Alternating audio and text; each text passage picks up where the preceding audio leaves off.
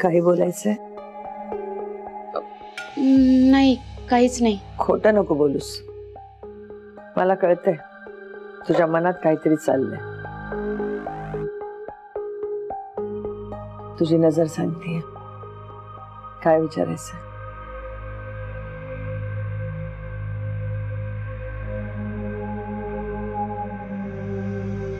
तुम्हाला एक विचारू?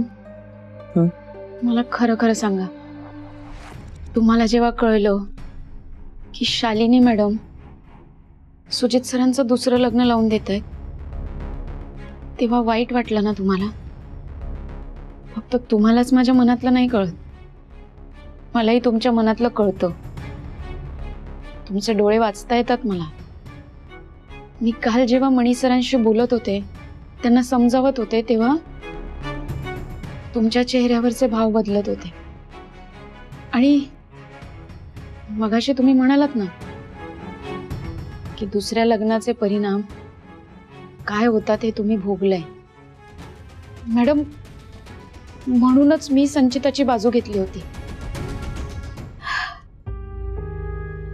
तुम्ही काय भोगलंय या दुःखाची कल्पना आहे मला, म्हणून मी बाजू घेतली होती. कारण संचिताच्या रूपाने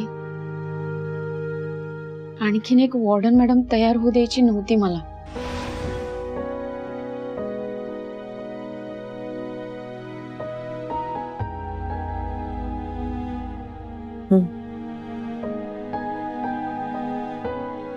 खूप भोगलं मी आयुष्यात.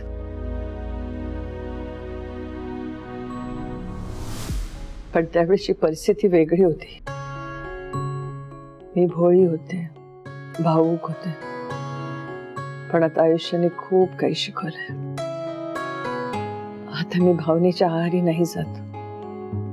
मी स्वतःवर कधीही अन्याय होऊ देणार नाही, आणि तुमच्यावर तर कधीच नाही. कारण आता मी एकटी नाहीये. माझ्या बरोबर माझा मुलगा आहे, सून आहे, जी माझ्या मनातलं समजू शकते,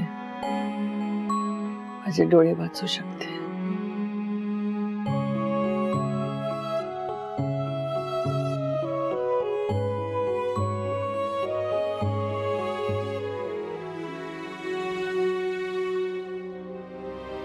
मॅडम, या सगळ्यात आपण एक महत्वाची गोष्ट विसरलोय. आता काय राहिले? तुमचा आणि मणी सरांचा हक्क,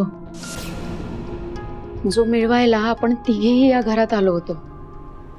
आणि तुम्ही आता मध्ये अजिबात काही बोलायचं नाही. गेल्या काही दिवसांपासून या विषयाकडे दुर्लक्ष झालं होतं. पण आता नाही. आता मी हा विषय तडीस नेणार आहे. आता हे सगळं कशासाठी स्वानंदी? कशासाठी म्हणजे तुम्ही, मणी सर, माझ्यासाठी, माझ्या बाळासाठी इतकं काय काय करता. मग मी तुम्हाला तुमचा हक्क मिळवून द्यायला इतकाही प्रयत्न नाही करू शकत? ते काही नाही. मी तुम्हाला वचन देते, मणी सरांना आणि तुम्हाला मी तुमचा हक्क लवकरात लवकर मिळवून देईन.